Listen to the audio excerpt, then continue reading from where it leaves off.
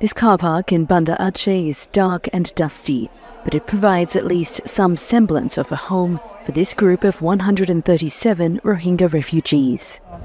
We are helpless. Our country, land and home were taken from us. Then we came here to seek peace, as we have experienced nothing but pain all our lives. For years, Rohingya have fled persecution and mass killings by Myanmar's security forces for nearby Bangladesh. But overcrowding in camps, cuts to funding and an increase in violence there has prompted thousands to flee again in recent years, travelling by boat to Southeast Asia. Ramakdo says she was tortured in Myanmar and her husband was murdered by an armed gang in Bangladesh. But she doesn't feel safe here either.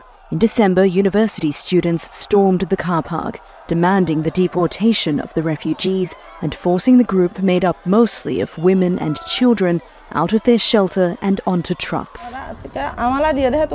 When they attacked us, I was scared that they might kill my children. We are already victims of torture.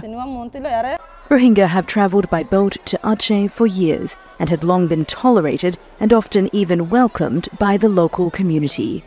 But some social media posts accuse the refugees of spreading disease and others say they have come to take over Aceh. Some residents have expressed anger at the Rohingya for taking up resources which they see as theirs. That's despite the fact that the money for their food, medicine and other essentials doesn't come from the Indonesian government or even the local government here in Aceh. The UN Refugee Agency is responsible for bearing these costs and says a coordinated online campaign of misinformation, disinformation and hate is responsible for the growing hostility. Of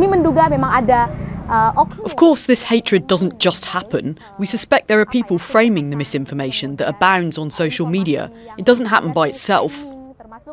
Local authorities acknowledge the spread of hatred towards the Rohingya, but say they don't know who is behind it. The Aceh government's been trying to provide temporary shelter, but in many places that were thinking of putting them, the local people rejected them, so are asking for them to be taken out of Aceh. This car park is far from an ideal place to live, and Ramakdo says she spends all her time worrying about where they may have to go next. She says her life has been in ruins since the day she was born, and her only dream is for her children to be safe and happy. Jessica Washington, Al Jazeera, Banda Aceh, Indonesia. Make sure to subscribe to our channel to get the latest news from Al Jazeera.